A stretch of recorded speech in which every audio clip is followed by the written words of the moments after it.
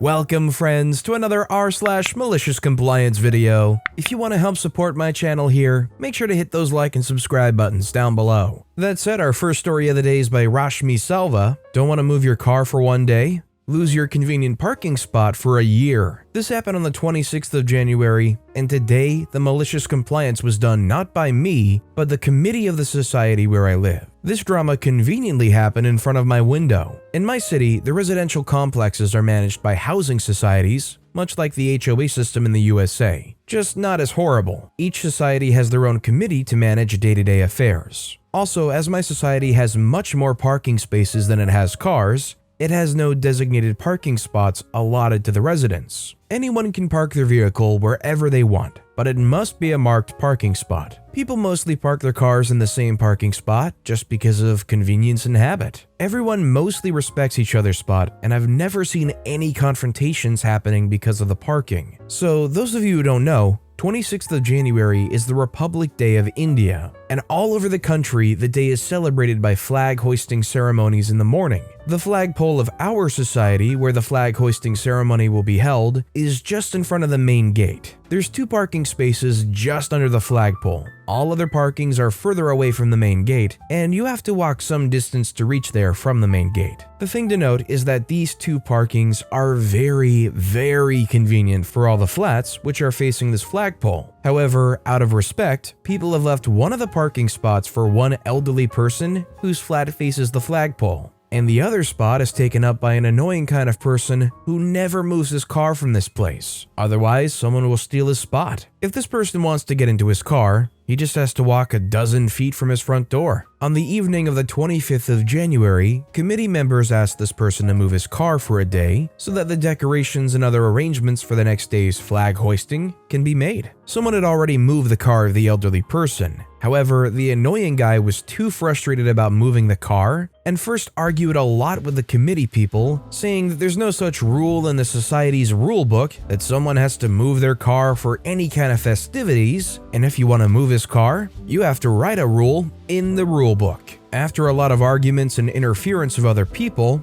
he finally moved his car. The decorations were done in the night, and next day, a small but beautiful ceremony was held. And in the evening of the 26th, everyone in the society received a message that there was an emergency meeting of the committee. The rulebook had been amended, and it was decided that those 2 parking spots have to be converted into 1, and anyone who wants to park in that 1 spot has to take prior permission from the society committee. As expected, only 2 people applied for that parking spot, the elderly person and the annoying guy. And today, the committee unanimously decided that the elderly person is in much more need of that convenient parking spot because of his age, and that spot's been allotted to him for 1 year. Now, the annoying guy has to park his car far from his front door for at least 1 year. Pretty sure that he's not going to get the spot next year too. He's not going to like this more in the coming rainy season. We live in Mumbai, which is notorious for its horrible monsoon rains each year. All this because he didn't want to move his car for 1 day. Well, if he was somebody that was willing to move their car, he probably wouldn't have been known as the annoying guy, right? If you had to live in a neighborhood like this and you found out that they finally lost their spot because of their antics, would that give you a chuckle? Would you feel kind of good about that? Or does the whole thing just remain an annoying thing? Let me know what you guys think in the comments down below. Our next story is by American Runs on Duncan. We really want to sit outside. We don't mind if we get wet. I worked at a restaurant all through college and then for a bit afterwards because it was good money. And it's hard to make the leap out of restaurants when you're used to that type of work. I was at a slightly elevated American style restaurant, i.e. $21 burgers with some sort of aioli, giant salads with ingredients like wonton crisps instead of croutons, that kind of thing. And it was honestly a lot better working environment than some restaurants, and you could sometimes make decent money. However, upper management were very much about the customer is always right, except we were required to call them guests,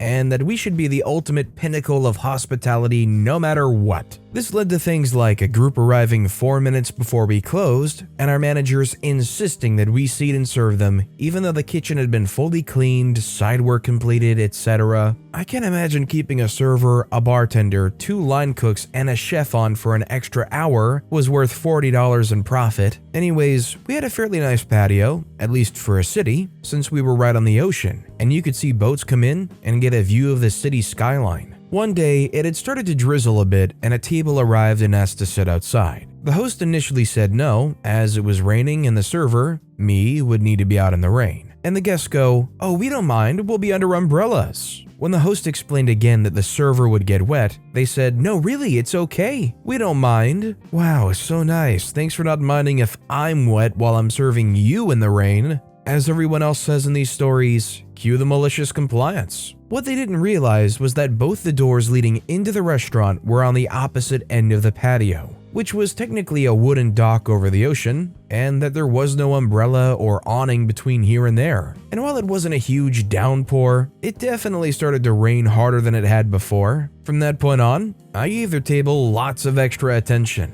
I made sure to bring out new silverware wrapped in cloth napkins, holding it all on a tray in front of me. I brought them the bread for the table, their cocktails, all their entrees one by one. I told the food runner that he didn't need to worry about going out and getting wet. I would just take everything. And every time I went out, I made sure not to rush, which meant I was walking slowly and carefully in the rain. Every single thing that got to their table was damp. Their food, their silverware, their check at the end. When I wrote down their order, I even had to go back in to get more paper since my notepad was soaked. It ended up also working in my favor, as several of my other tables I had during this felt bad for me and tipped well enough. When they asked why I was wet, I just smiled and said, "I have a table outside right now." And they said they don't mind being under the umbrella. I wish I had some dramatic resolution, like they tipped me $100 for going out there, or my manager got in trouble for letting them sit out there because they called to complain about their food. But unfortunately, nothing super wild happened. However, as requested, they were served their entire meal on the patio, and every single dish was soaked. I didn't even skip a single step of service. I just made sure not to rush getting there. After all, I didn't want to slip, and I guarantee they regretted it. Damp burgers and fries just aren't worth sitting outside for, especially when they realized they were seated directly next to giant windows where they could have easily have seen the same view and stayed dry. Plus, and it's messed up that this is a win versus just the bare minimum, but the manager bought me dinner and I got a brand new uniform, which we had to spend like $80 on. So honestly, it meant I got to do laundry 1 fewer day a week, which wasn't bad for a poor, recent college grad. Our next story is by Nader Lee. Sure, if you're feeling hungry enough. Around 6 months ago, I was going through a 3-month-long culinary school. The first 2 months were lots of PowerPoints and lectures, so class ended around 2. Then we had the rest of the day ourselves. The last month of the course had us cook food serving line style, starting at 3 a.m. for breakfast and lunch, with a break around 1. After that, our class would go back in to clean up the unused equipment and a dinner team would take over. Our class was pretty small, only 4 people including me, and on average, we made food for 250 people every meal, with help from 2 or 3 instructors. We would be dead tired every day after cleaning, so going out wasn't crossing our minds. We knew this early on in the course, so we used our free time early on to explore the town. Our class consisted of myself, Boomer, he wasn't that old, we just teased him about the age gap between the others, Colette, the best one in the class grade-wise and experience-wise, and Goofball. Love the guy to death, but he's today's offender for delicious compliance. After class one day, Boomer said he needed to get a new phone because the one he had previously was cracked. I thought, why not? And thought we'd be in and out. That day was kind of tiring, but I'm a nice guy, and I was the only one with a car. Goofball and Colette caught wind of our trip and decided we should all grab dinner somewhere in town after the phone trip. We get to the store, and Boomer goes inside to wait on the new Samsung Galaxy A21, now with lemon-scented cup holders. And the rest of us are in the car scrolling through memes. I'm chatting food stuff with Colette and Goofball's just kind of spacing out. I grab his attention, and he just goes, "Ah, crap." Confused, I ask, "What's up?" Goofball says, "I knew I was supposed to go into town today for something. I also need a new phone, this one's acting slow." I said, "Dude, we've waited on Boomer for nearly 30 minutes for his phone to be turned on.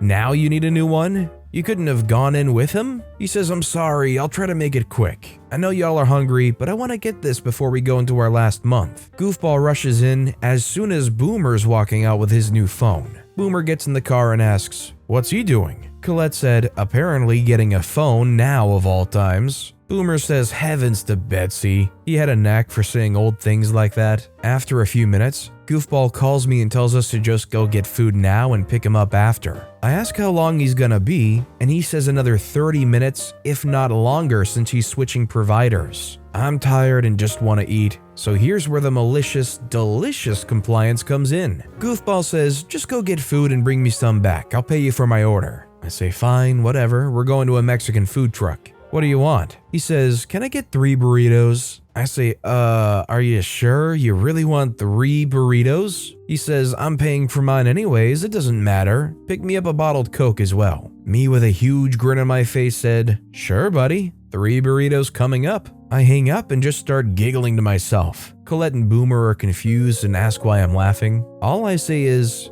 you'll see here in a bit. We drive 5 minutes down the road and get to the truck. The 2 others make their order first, and then it's my turn. As the order leaves my lips, both of them know exactly why I was laughing, and they just facepalm themselves. I've been here before and know exactly how big these things are. Have you ever seen a tube of tennis balls before? Take that length and then wrap both hands around your calves. That's how big they were. All 3 of them. Oh, I also made sure to get his Coke so he could wash it all down. We get back to the shop to wait another 15 minutes until he finally comes out. The rest of us are already eating in the car, and Goofball asks for his food. We all smile, and each of us hand him a burrito. His eyes widen and he has the face of Shaquille O'Neal on Hot Ones. I said, this is what you ordered, right? He said, yeah, I just didn't think they'd be so huge. I said, I'll just give you your drink now, don't want you to choke. He says, you know what? Screw it. I'm eating all of them before we get back. What follows was what could only be described as a burrito massacre. Sour cream and rice being demolished by the second. Tortillas being ripped to shreds as Goofball went through each individual burrito.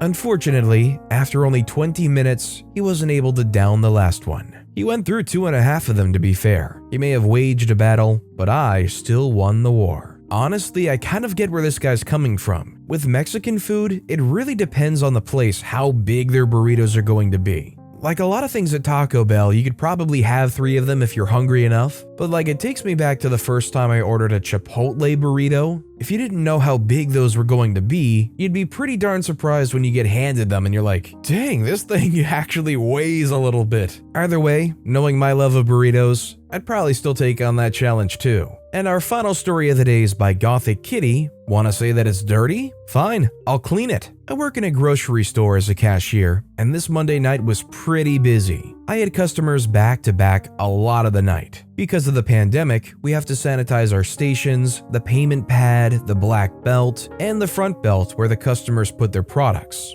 The problem with this is that I can't clean the front belt if there's a bunch of stuff on it, but after every transaction, I clean the payment pad at least. After one customer's done, another one walks up as I'm about to clean. But she was in a hurry and didn't let me, so I quickly cleaned the payment pad and started to check her out. She handed her products directly to me, going on about how dirty the belt is and she hasn't seen it this disgusting before. The last customers had flour, so some got on the belt. I offered to clean it, and she said no, it's fine, she's just never seen it this dirty before, and that this isn't the standard that this store has. It started getting annoying. I offer to clean it again. She says no because she's in a hurry, but continues on about it. I finally had enough. So about halfway through the transaction, I stopped and started cleaning everything. I mean everything. I cleaned the back belt, the front belt, the payment pad, my scale, my bag catch, my computer, my shelf, the shield. I mean everything. And then I continued the transaction like nothing happened,